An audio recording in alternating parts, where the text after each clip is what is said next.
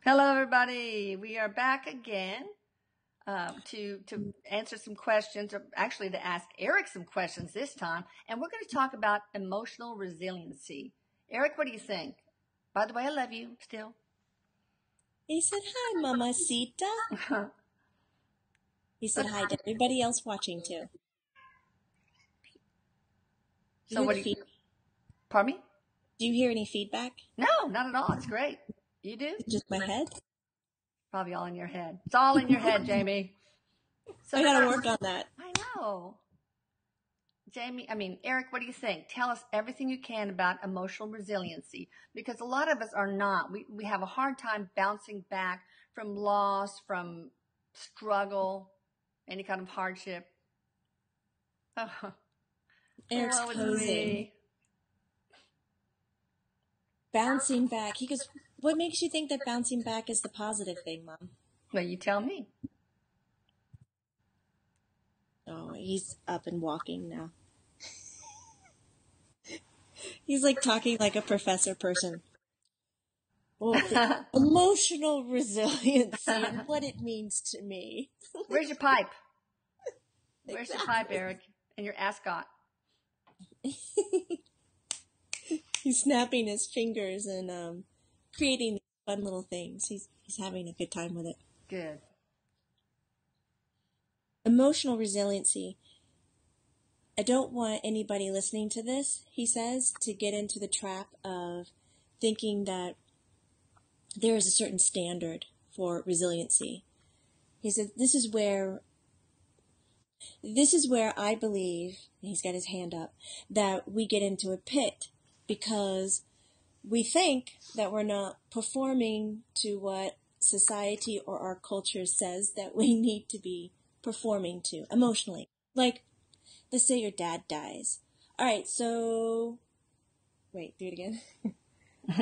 So your dad dies. He goes, so your company gives you 3 days off. Mm-hmm. Yay! So you're supposed to be sad for 3 days. Mm-hmm. And then when you come back, you're supposed to be able to be a functioning person. Mm-hmm. He goes, what the fuck is that? That's just some stupid politeness that some one single person said along the way would be good enough to offer someone who's going through a grieving process. Because a lot of what our culture is presenting to us was designed by a singular one person. And it was voted on and just considered, all right, we'll call that the norm. Mm-hmm. There's no norm in emotional resiliency. So, with that in mind, we're not going to pretend that time is important within emotional resiliency, okay? Okay. We're not going to say that if you're sad, you need to take yourself out of the hole because being happy is better. I'm not going to say that if you're grieving, you need to get over that shit because it's not serving you so that you can be happy because it's seen as better. He's like, what the fuck? He goes, we always have our eye on a goal, like be happy, happy, happy, happy, happy. I can't do it like he does. He kind of his lips spread out, happy, happy, happy, happy. I can see him doing that. He said it's important, yeah. But is it always your goal to do it that way? No. He goes, okay, so we have those moments where we're off, where we're not feeling good. Great. Go feel that. Emotional resiliency is based on being emotionally authentic. Okay. And he goes, I kind of wish that we would start teaching ourselves kind of all the terms and labels of emotions. Mm-hmm.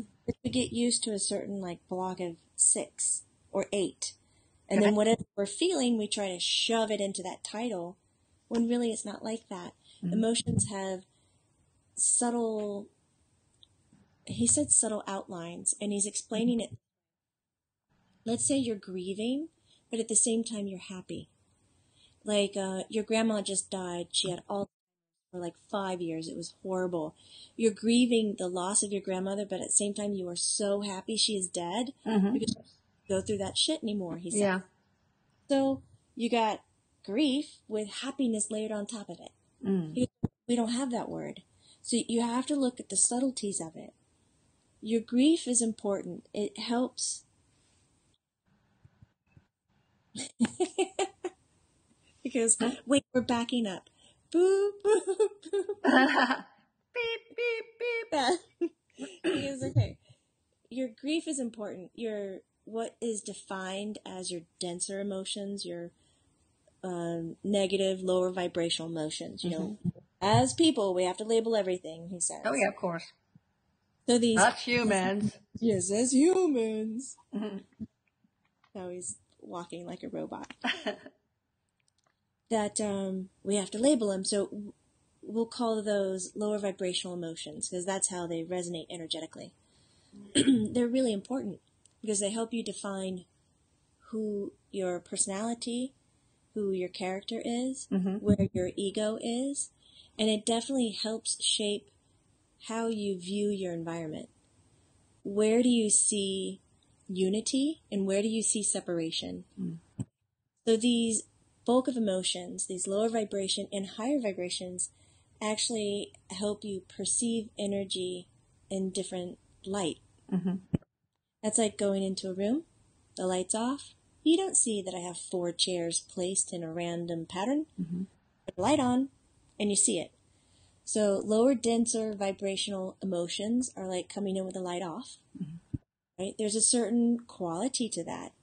All of a sudden you can move around a room, you can bump into things, you can fall, you can heighten other senses. And this happiness, joy, these kind of fine-tuned vibrations is coming into the light on, and all of a sudden you're not falling down. You're not getting those kinds of experiences. You know exactly where the chairs are, but now you can look at texture of the chairs, where they're placed. Why are they done that way? Each one holds valuable things, valuable experience. You're not tripping over them either. Yeah. He said, so don't run from the negative or lower vibrational emotions and see them as bad or less valuable. When we start turning our head on this, we're throwing away 50% of our emotions. Sit in it. Emotional resilience will require you to acknowledge what it is, but I want you to look at it in layers, because you might have the grief, the joy, and then scared. You know, fear on top of it, because who are you going to be now that your grandma's gone? You just spent the last 5 years helping her with Alzheimer's, and now all of a sudden you're free. Yeah. New definitions, you know? He said, so looking at how you're feeling, looking at the layers of it, and what is it offering to you? And he goes, and every day you have to be strong enough. This is what I would call the resilience part, he says. You have to be strong enough to say, how am I feeling today? How am I feeling today? Because a lot of times we don't check in and we just think we're carrying over what we had yesterday. You had a shitty day yesterday. You went to bed. You woke up. You're like, gonna have a shitty day today too. What's up with that? Why are we resigning that where we were in the moment prior is going to place you where you are now? Stop. Go walk over there now. He just came up behind the camera and he goes, that's bullshit. Erik, you are something else. It was like a really bad magician's maneuver. I don't know what he's doing. Stop. God, who knows what he's going to pull out of his hat then? I'm just going to stop looking at him if he's going to do that. So, the moment prior has no influence about the moment that you're in. So when you wake up, you have to ask yourself, how am I feeling? Because you might feel relaxed, happy, rested, and hopeful. And he goes, and you can take these and shape the day in the way that you feel is necessary. Because I think another downfall that we have when it comes to having emotional resiliency, messing with my chimes. I'm not looking He is for real? He's messing with your chimes? Yeah, I can hear him go off. Yeah. Yeah, he's being really obnoxious. Erik, you're such a pest. He's doing it visually so that I will mess up and smile and laugh. Do you know those oversized hands? He's got those on. Like clapping hands? Yeah. They remind me of Mickey Mouse gloves. Oh, yeah, right. You know. Erik, you have totally taken me off. Go, just go on, Erik. You can prove that you can. That's good. Do it to other people. Yeah, others. You can come over and be obnoxious with me afterwards. That's fine. Jamie needs a rest. Go to everybody's house that's watching this. Oh, yeah. There you go. Guys, he's been known to do that, and he can split himself into infinite Erik, so he can, check you out, punk you, no matter where you are in the world. So beware. We need to do the Erik has Mickey Mouse hands club. See how many people can see Erik with Mickey Mouse hands. That's a good one. And count the fingers, because I think Mickey Mouse only had like 3 fingers or 4 fingers. Weird, yeah. Yeah, kind of weird. Okay, and go on. Go on. So he was saying that it's important to check out how you're feeling so that you can design where you want to go in your day. And he says that's another thing he was talking about, the other downfall, is that the way we design how we have to feel during our day is often you give too much permission. You give too much permission to other people to shape how you feel. Mm. So when you go out in public, you don't want people to see you cry. Well, why not? Why can't you cry? Does it make you lesser of a person? Just throw those shoulders back, hold the head up high, and just get a good tissue and walk around. It's okay to express your authentic you. When you do that, that's your emotional resiliency. As long as you can look, what are you feeling? What are the layers of it? Because most of the time you're just grouping it into one of 6 that you just remembered were the way that you should feel, and decide what are you getting out of it and what do you need. Sometimes what you need can't come from how you're feeling, so you have to have a choice of changing it. Emotions come from within, Mom. They don't come from an external source. Well, yeah, but there's people, when you start sobbing in public, they're going to come up. Well, first of all, some of them are going to like, whoa, what's going on? But some of them might just do the pity thing. And that seems like it would make you worse and feel sorry for you more and put you down in that low emotional space. So what can you do about that? Well, he says, that comes from each individual, right? Mm-hmm. So if someone might be staying sad because they like the victim energy that the environment gives them. Oh. So they have an unhealthy pattern with energy. Yeah. It's not really an unhealthy pattern with emotional quality, because they'll be able to verbalize, I don't like being sad. I don't like being like this. I want to succeed. They can visualize it, but they can't change how to get this supportive energy from their environment without being a victim. Okay. So that's like a different thing. That's like a scooch different topic, Mom. I tell you, this is fun. This is fun today. All right. I think you had to lighten the mood from what just happened prior. That is true. We just got through interviewing Jeffrey Dahmer, guys, so we need some comic relief. So this is good. Okay, anything else along those lines? Ding. All right. What about people, they have a problem with bouncing back from lost relationships. And we talked about bouncing back from a death, but a lot of people out there lose relationships, whatever, from a boyfriend, girlfriend, a spouse, a friend, family. So tell me about that. Who? Divorce, he shouted. Yeah. Pets. Pets are another one. So what do you do with it? Well, I guess that would be more death. But what do you do when you lose a relationship and you just can't bounce back? Or at least tell me in general what that's all about. Yeah, because, Mom, the way you're wording it, that has to be an individual conversation for every person who lost a relationship. I can't give the answers of how to bounce back from that. Mm-hmm. He said you would just have to go back to identifying how are you feeling, and acknowledge what it's like, acknowledge all the emotions that you're having in there, because you might not just be sad. Yeah. You might have a part of you that's totally relieved that you are now divorced because you were mistakenly showing love by being loyal to a commitment that didn't allow you to be happy. And now it's broken. And all of a sudden you can see, roll your eyes, holy cow, I was being loyal to someone who wasn't allowing me to be happy. Yeah. And now you have the chance to be happy. So now all of a sudden you might be feeling scared because you're by yourself. But it wouldn't necessarily be sad. So just sitting down and being able to analyze exactly how you're feeling and when you're feeling it and for what cause can help you bounce back from anything.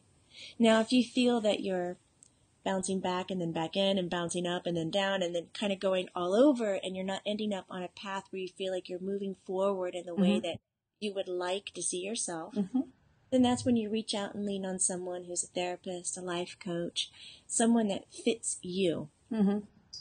I will say, that's like he's preaching now. I will say. Amen. Can I hear an amen? He said, I like mindfulness therapy. What is that? And life coach therapy. He says it gets you out of saying that my thoughts and my needs are stemmed from something that is a reality and that is my truth. Mindfulness therapy gives you the opportunity to say, you know what? My thoughts, I'm perceiving thoughts, but they might be coming from another source. They might not even be coming from me. They probably aren't real for me either. When your thoughts are saying, you should be over this relationship, you should be happy, you shouldn't be feeling like shit. Yeah. And you're starting to live that, but you can't stop feeling like shit. So when you go to a therapist, you need a therapist to understand, what are your thoughts doing for your emotional status? And again, these are for the people who are bouncing all over the place and not feeling like they're really guiding themselves emotionally in the way that they want to. And having that therapist being able to understand them and say, hey, those thoughts you're having, they actually don't hold any truth whatsoever. So let's get them out of your line of sight. You can hold on to them. You can put them over here to the side or in your pocket or in your lap, but no longer keep them right in front of your eyes. Because if you keep them here, then that's all you can see. Everywhere you look is, stop feeling like shit. Stop feeling like shit. And it's all you can think about is how you feel like shit. He said, so it's helpful that if you're bouncing all over the place, lean on someone therapeutic that understands how you're working. So you got to research them, people. You can't just go, oh, I'm gonna pick a therapist out of a hat. Voila. So how do you get one? And how do you find the right one? I always use the yellow pages, and that has not worked. Just kidding. He's joking. He goes, Angie's List. There we go. A mindfulness coach. He goes, but I'm kind of serious because there's actually a medical Angie's List, and people like throw down on how people are in their therapy sessions to help others find great people. But there's accredited locations that really have great referrals. If you can't find a friend who's had a good experience, if you like a life coach, you can go to Coaches Anonymous. That's not what it is. CTI or CIT.com. Okay. CoachesInternationalTraining.com. Okay. Get online. You can find these places that go state by state and do really good referrals. But he goes, I'm not kidding. Angie's List has that medical line. You can see other people's opinions on it if you don't want to ask your friends because for some reason you want to keep that shit a secret. Oh, yeah. Now, is there something called mindfulness therapy? I mean, are there therapists that do the whole mindfulness thing? Yes. Okay. Yes.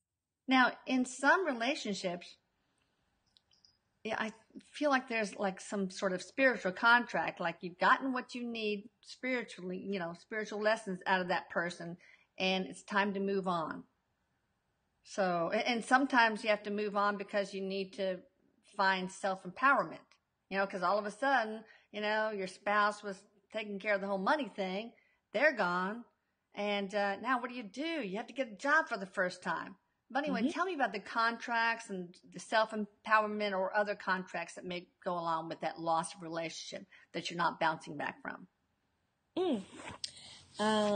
He said, loss of relationship, we can take this as death or separation and divorce. Is that okay? Yeah. He goes, what if, like you were mentioning, financial security? That's sometimes a contract. Or when you get into a relationship where one person takes care of everything everything, and you don't do any of it. And all of a sudden they're gone. And it's giving you the opportunity to discover who you are and how you would behave in challenging moments, because in that relationship, you weren't offered challenging moments. Yeah. You were just given the world. Mm. So these are good duality moments so that you can learn the other side of yourself, he kind of describes. Well, that's like if you divorce a husband, all of a sudden you're going to have to be the one that changes the oil and squishes the cockroaches. That's gross. That will keep me in a relationship for sure. All right, but go on. He says there are relationships that end so that you can learn to be a better parent. Mm-hmm. To have relationships that end so that you can discuss your emotions. He says that's a big one. We're talking about spiritual contracts, right? Yes. Okay. Yeah. To learn how to speak about your emotions. Mm-hmm. There's spiritual contracts in sharing. Mm-hmm. A lot of times when relationships end, such as in divorce or separation, you have to learn equality, fairness, sharing, and integrity. And those are great opportunities to do that. Sure. Especially if you have kids and family. Oh, yeah. Telephone. Oh, well, this is a real life, guys. Cat fights and telephone. He goes, who is it? It's solicitations, I'm sure. Hopefully it's not the IRS. No, I'm kidding. He says that we should pick it up and start interviewing them. Yeah. That's a good idea. Oh, you're talking to a dead spirit? Yeah. Because all spirits are dead, but what do you have to say? But go on. I interrupted. No, he said those are the main ones if we're looking in general for separation of relationship or end of relationship. Okay. All right. Now you talk about it and see how I want to know how this applies to this whole emotional resiliency thing. You talk about how we humans think first, and that evokes an emotion, and that influences our actions, our behavior. And that's not good. And they have... Go ahead. He goes, we're trained to think first. Yeah. That's not our natural instinct. He goes, okay, take it away, Mom. All right, so thinking first. Let's apply that whole sequence to lack of emotional resiliency. Yeah, I don't know what he's doing. You can never tell. Ask him the question again. All right, so in terms of poor emotional resiliency, and I know there's no such thing as, well, it's, I don't want to judge poor emotional resiliency or not. But how does the sequence of thinking first, evoking an emotion, and influencing your behavior relate to emotional resiliency? You can use a specific if you want, like the whole divorce thing. He's showing me images of a birdcage. Okay. He said if you think first and then have emotional response after, pretty much you're taking a birdcage and putting it over the top of yourself. Uh-huh. You're containing yourself. You're making yourself perform to what your thoughts believe are the best result that you could do. Mm-hmm. You're just shouting profanity. It's okay. We'll give you a break. You don't have to translate that. Okay. So basically that's horrible. Basically that's me covering up his whole man right there. It's horrible. So you don't want to do this. Mostly your thoughts that you have are coming from your past experiences. They're coming from memories. They're coming in even from other lifetimes that you've led. Yeah. Past, future. They're coming in from your environment. Mm-hmm. They're coming in from how your mom taught you to be, how your dad taught you to be, the authority figure in third grade, what they put in your head. Like, they're not the closest link to who you are. Oh, no. Your emotions are the closest link to your true soul, spirit self. But you say we are emotions. Yes. Yeah. We're emotional beings. Hey, clapping I'm not to that the much no of a one. slow learner. I've heard you say this many times, Erik. But go ahead. He said, so if we're thinking first, then most likely you're trying to get your emotions to behave in a way that you get a result that is more accepted by society than actually what you really, really need. Yeah. So it's a performance. If you are able to look at how you're feeling in the moment, asking yourself, how do I feel about that? Is that, really how I want my life or how I want my emotions to be, how I can connect? If you're asking yourself, then what you're going to problem solve next will be true to yourself and not true to a system, somebody else's system. Okay. Okay, well, tell us about that different flow, emotion, thought, behavior that you think is so important, which it is. And you can relate that to emotional resiliency too, hopefully. Well, it is. He says it has to be because look at how old you are. And he goes, you don't have I to don't know. want to do that, but go ahead. No. He says, you look at how many years you have under your belt already. And all those years under your belt, you've always been asked to think. Think about it. Do a pro and con list. What do you think is going to be the best option? We're always driven to a logical response. We've given more attention and power to the brain than any other thing. Well, so how does that whole, am I interrupting you? But I want to concentrate on the emotion, thought, behavior cycle or sequence that you. Duh, Mom. Duh. Oh. Duh, Mom, if you stop interrupting. He goes, so look at how many years we have of that training. And when we take being emotionally resilient, the biggest thing I was asking is that you identify how you're feeling. You look at the subtle emotions as well as the big one that's being presented. Happy but nervous, and then excited. So we have these layers. If you can put as much effort as how old you are and how you've been trained logically into identifying how you feel, then all of a sudden you don't have to be the captain of your ship, steering and making plans about how you're going to be in the weather and if we're going to show up on time, and you're doing all these gestures, hey. You don't. You just have to pay attention to how you're feeling. Yeah. Because you're going to grow, bloom, you're going to arrive on time. You're going to be exactly who you need to be. There's going to be no regrets. You're going to be the best part of yourself ever in every single moment that you are. Boom. No planning. No planning required, he says, and with flair. So that would obviously help you bounce back from emotional things that cause emotional distress. Yes, and it would also help you see why you contain yourself within certain emotions all the time. And there are people out there that force themselves to stay happy. Okay. And this can be a detriment as well.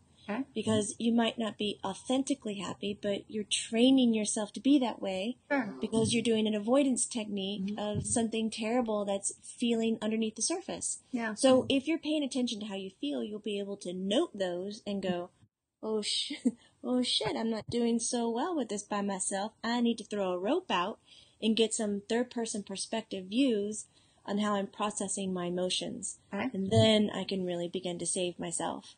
Some people do it great all on their own. All right. Well, okay, so we're going to wrap up here pretty quickly, but I want you to, like in 30 seconds or less, some people are empaths and they, all this bad energy can come from other people, and that makes them have a hard time bouncing back and being emotionally resilient, I guess. You think? No, because if you're empathic and you're asking yourself, how am I feeling? You're going to be identifying, wait a second, what I'm feeling is not really mine. It's like you don't have a possession over it. It doesn't reside within you, but you're resonating that emotion, but it belongs to somebody else. And so in that moment, as you're harnessing? That doesn't make sense. As you're asking yourself, how am I feeling? You're going to be able to identify what belongs to somebody else and what really belongs to me. And so that will help your empathic skills. It'll actually polish them off a little bit better. You can use them better. Oh, good. All right. Now, Ding. sorry, my dog wanted me. Here's Yay. my little 3-pound Yorkie, Bella. Hi, Bella. She's never been on YouTube before. Anyway, say hi to Erik. I think she sees him sometimes. He said yes, and he likes to chase her like a cat. Oh yeah, I've seen that before. He looks at the stairwell, and looks like she's looking at nothing, but it's probably Erik. Okay, one more sentence from you.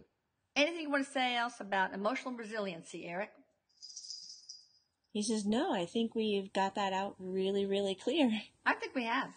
All right, we'll end off here, guys. Oh wow, that was really good, Erik. Thanks, Mom. Thanks. Yeah. Don't break your arm back. patting yourself on the shoulder there, boy.